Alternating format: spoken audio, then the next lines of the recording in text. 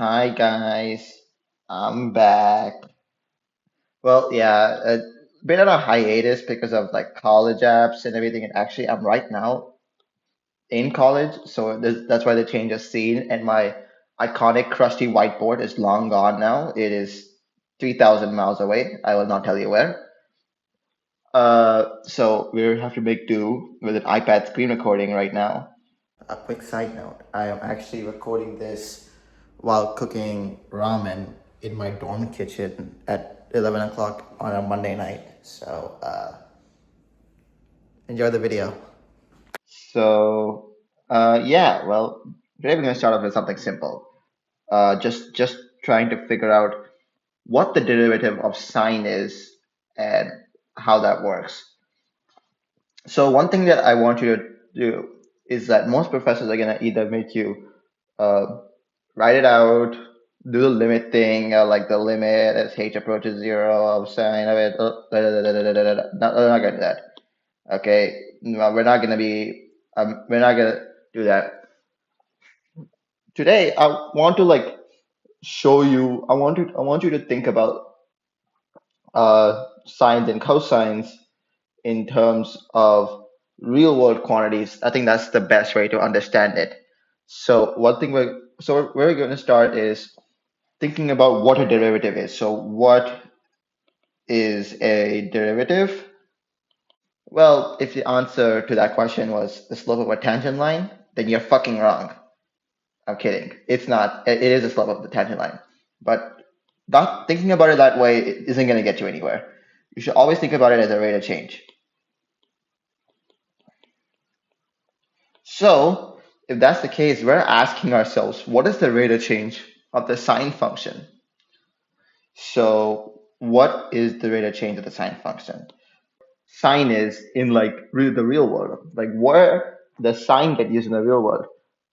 And you may think like, oh, sine is pretty useless, but not really, because I can think of one place that sine is really that something sine is used is a lot in physics. For example, let's talk about a simple harmonic spring. This is a simple harmonic spring. When it oscillates, and say it oscillates, this is basically a mass that's on a spring, and you push it this way, and it oscillates back and forth and back and forth, and that's what we're talking about right now. So we're asking ourselves, what does how does sine relate to the spring right here, Akil? You're wondering, like, it's like that's what you're thinking, like, oh, it's just a spring that moves back and forth. You're like, oh, where is the real use of this? I don't get it. Well, it's pretty simple actually, because here's the thing. You start off with, say, a little push. Say you start off with a push, right? It's at rest, and you push it. Either let's push it this way, right? And now I want you to think about how the position changes in respect to time. So like when time passes by, this if you push it that way, the spring is gonna be expanded, and then after a certain point in time, it's gonna move backwards. It's gonna go back past the resting position and to this position right here, right? And then it's gonna be compressed, way too compressed, and it's gonna push back this way. And what this is gonna it's gonna oscillate back and forth and back and forth and back and forth. The something else that also does this is the sine function, because if we graph the sine function, starts off at zero, goes up to one, down to zero again, and then back to negative one, and then up, and it keeps on going like that. That is an oscillation, like this harmonic spring. This block over here is moving back and forth, just like the sine function. Now, we just like connected the sine function to something real. So this is a sine, a sinusoidal motion, I think is what the official term is. But what now if we want to think about this in terms of calculus, we think about, okay, let's see, we want to find the rate of change. So remember, the sine function over here is mainly based on the position of the block. So when the block is pushed at time equals 0, right? It's at position equals, I know x is used for position, but to not confuse anyone, I'll say p is equal to 0. So let's do this. Let's replace this x with a t. Same thing, guys. So we push this, the position is equal to 0. Then when times some number, like, for future's sake, if you're really clever, you're gonna see what's going on. Pi over 2, the p1 is gonna be like at its max, or like if you want to make it simple, actually, let's make it 1. And then if the time is at pi, the p value is going to be back to 0, and it's going to be that. When the time is 3 pi over 2, the p is going to be -1, so on and so forth. You should see what I'm doing if you remember your pre-calc, but this is essentially like what we're talking about. This is oscillation right here. Now, if I want you to imagine this, I want you to see this spring, and I want you to see it oscillate, and ask yourself, what is the rate of change of the position? And if you did not catch on yet, that is essentially asking you, what is the velocity at that point in time? So when I push this thing, it's going to have a velocity. It's going to have like an initial velocity, and it's gonna go. So there is a velocity, 1 meter per second, or 1 unit per second. Because as the spring goes on, the spring is gonna push it away. It's gonna make it slower and slower. And at time equals pi over 2, where it's at its maximum stretch distance. So let's do this. This is the max stretch distance, even though it may not look like it, but trust me, it's max stretch. The velocity is going to be momentarily going to be at 0. So it's not going to move, right? Because it's going to be staying in place before it changes directions and moves backwards. So that means that time equals pi, where it's back to its resting position. The velocity in this case is going to be 1. -1, actually, because this time it's moving backwards in the same speed that it was pushed at. Now, what about time equals 3 pi over 2? Same thing. It's gonna be compressed at its maximum, right? So that it's gonna momentarily stop again. Now, I think when you see the video, it'll make more sense. But you can see like where what position is, how the position relates to a velocity in this harmonic motion. So if we were to graph this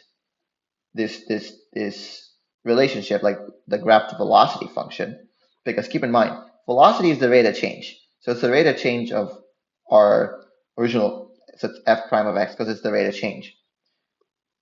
So, or t, because we switched to t, I'm sorry, t. So it starts off at 1, goes down to 0, goes to -1, goes up to 0, and then repeats. Because remember, this motion is infinite. So it's going to be like this.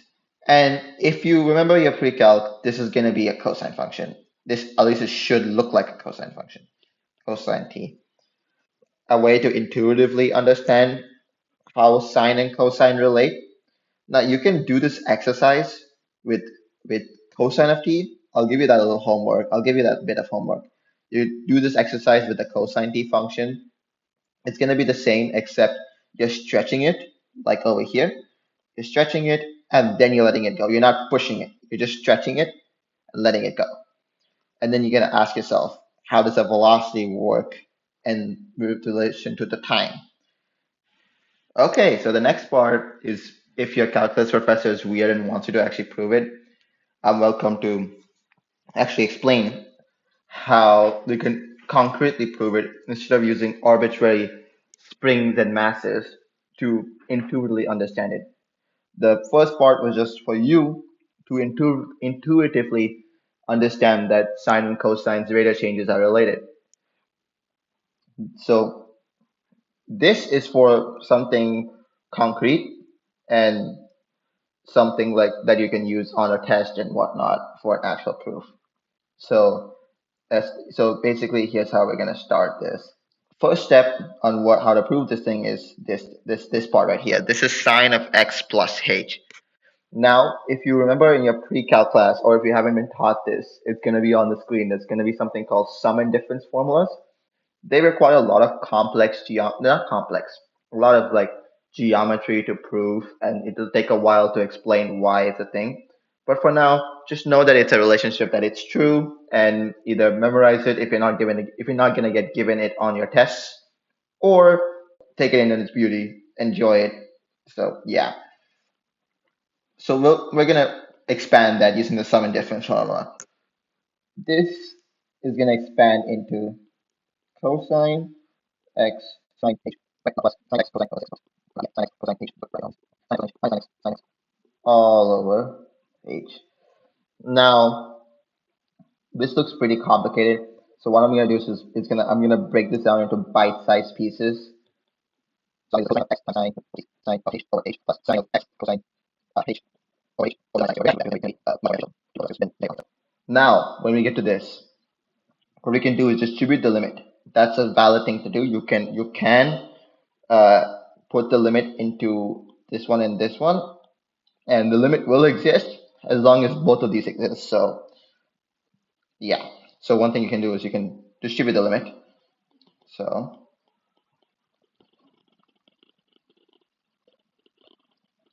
and matter of fact, I'm gonna rewrite this. I'll write it on a note to the side. I'm gonna rewrite this expression right here, because I see a sine of x and I feel like I want to factor that out. Sine of x to make my life simpler and your life simpler because it's gonna look more pretty. So we're gonna do that. Make that over there.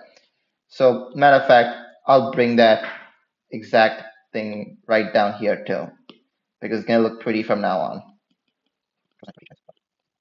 Okay, well, now that we have this, uh, since we're only focusing on h, x doesn't matter. So one thing we can do is just pull the x out. Sine h over h plus lim as h equals 0 of no, h equals 0 of cosine h minus 1. Now, last step is this part and these parts are really well-known limits in geometry because they have to do with how right triangles behave. So you just got, this is also one more thing you just got to know, that this limit will always be 1 and this limit will always be 0. It's just a fact of nature. So if you simplify this, if this is 0, that also becomes 0. This is 1, this is going to be there, so this is going to be cosine x, and that's exactly what we ended up hypothesizing using the spring. So I hope this video actually like makes sense to a lot of you guys on like why sine of x and cosine x rate of changes are similar, both intuitively and concretely using this proof. Um, yeah, just make smart decisions, guys. That's it. Goodbye.